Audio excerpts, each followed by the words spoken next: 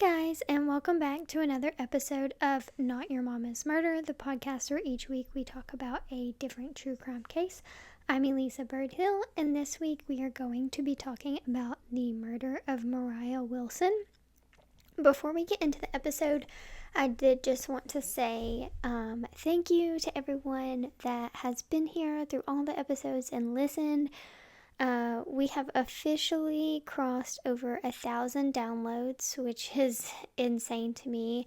I've said multiple times that when I decided to make this podcast, I wasn't sure that anyone would listen, and that was okay because this was something, for me that I've wanted to do for a while, but the fact that you guys are here and listening and enjoying it means the absolute world to me. I cannot thank you enough.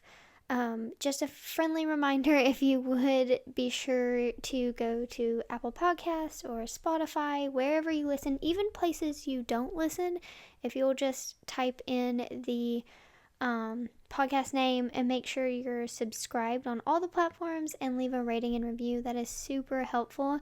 The podcast can't get put into the algorithm if that is not happening. So it's one really small thing that you guys could do to help me out big time in the long run. As I said, it truly means the world. I can't thank you guys enough for being here and listening and coming on this journey with me. And hopefully we got a few more 1,000 downloads ahead of us. I'm very excited for the rest of the podcast. So with that being said, we'll go ahead and jump into today's case. As I said, our victim's name is Moriah Wilson. She was known to friends and fellow athletes as Mo. She was an elite gravel and mountain bike racer. She had built a reputation as one of the sport's rising stars, earning respect not only for her talent, but also because she had a very positive attitude. It was a typical case of she lights up a room. In May of 2022, she traveled to Austin, Texas to compete in the Gravels Locos race.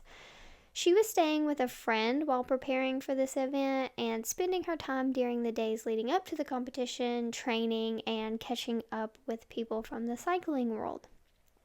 On May 11th of 2022, she spent part of the evening with another cyclist named Colin Strickland.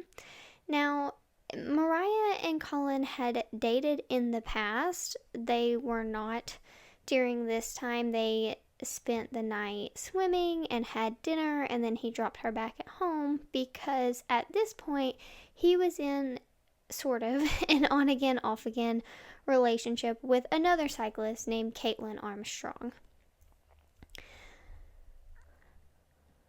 Later, after Colin had returned Moriah home from dinner and swimming, she was found inside of her friend's residence with multiple gunshot wounds. She had 2 shots to the head and 1 to the chest that had clearly been shot after she was already lying on the ground from the headshots. Emergency responders attempted to save her life, but she unfortunately did die at the scene. Investigators immediately began retracing her steps before being shot that night. Detectives gathered surveillance footage from nearby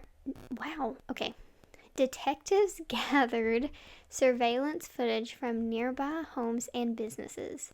That CCTV footage showed a vehicle matching Caitlin Armstrong's black Grand Cherokee in Moriah's friend's neighborhood around the time of the murder. Now, investigators also examined phone records, they conducted interviews, and they were really trying to get the lay of the relationships between all of these people involved. Clearly, whatever Colin and Moriah had gone back away, and now Caitlin was involved, and that relationship with Colin seemed to be, like I said before, on again and off again, rocky, unstable, however you want to say it.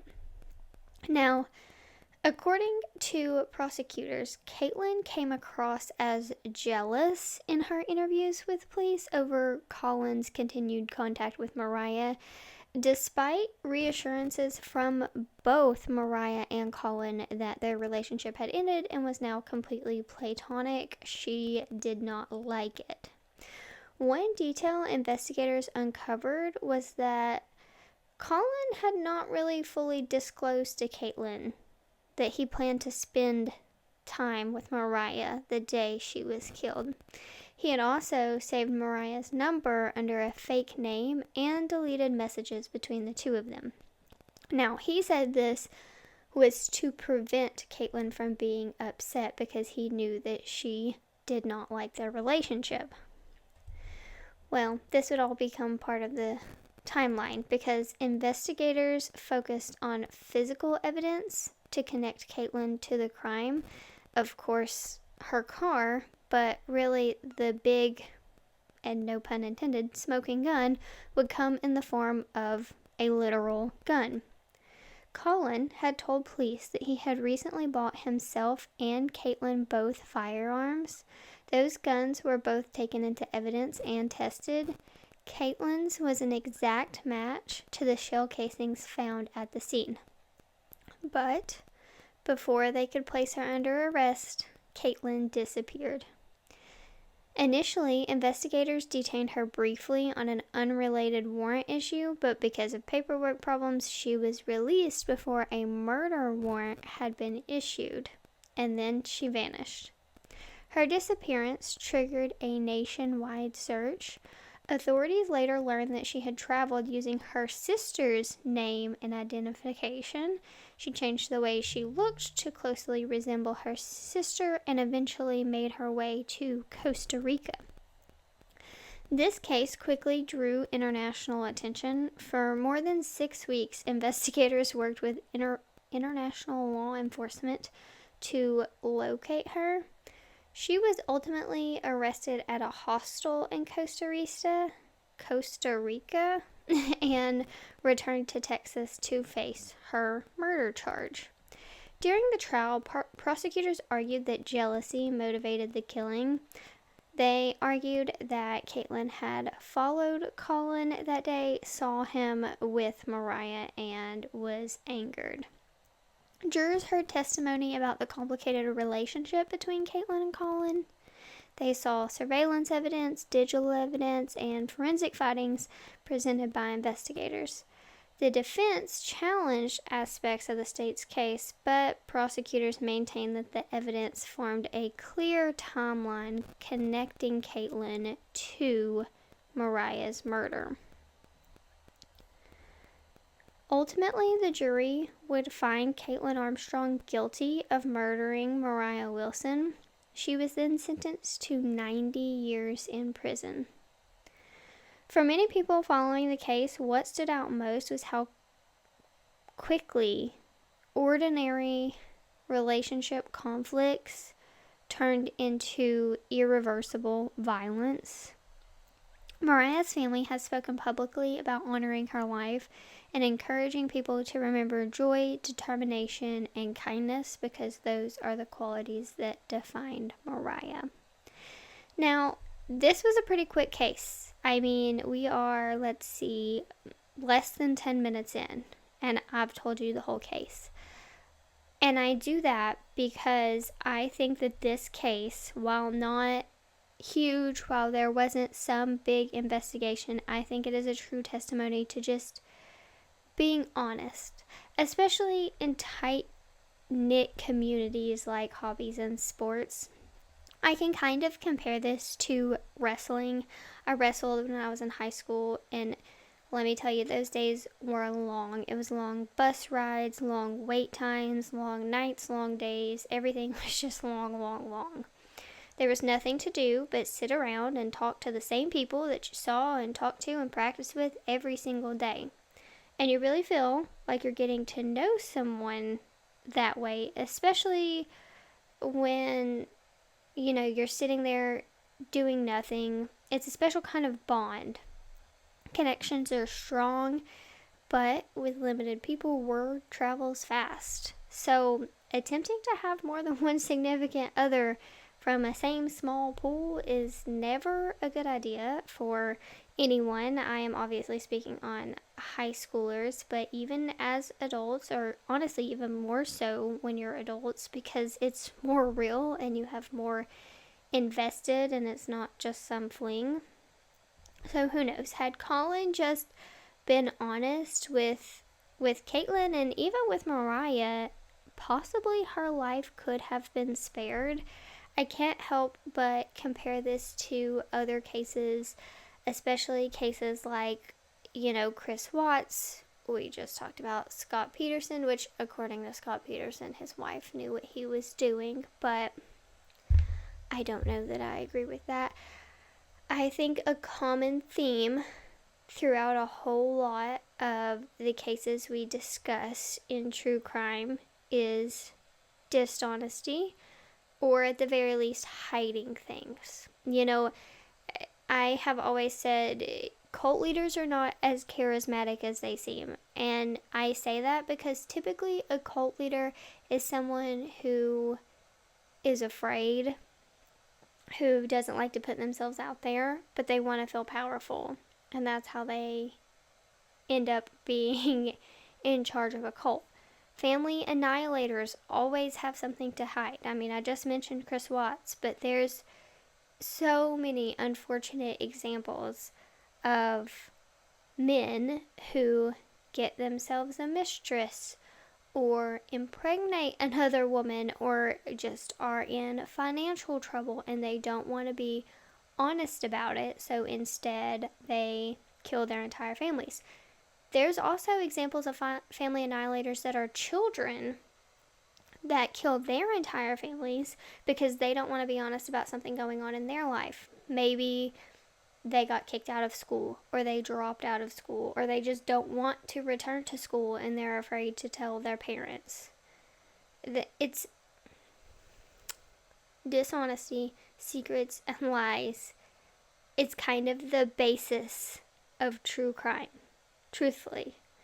And so, even though this is a smaller, shorter case, Moriah's story still needs to be told, and attention still needs to be brought to things that may seem innocent, but at the end of the day can be very deadly.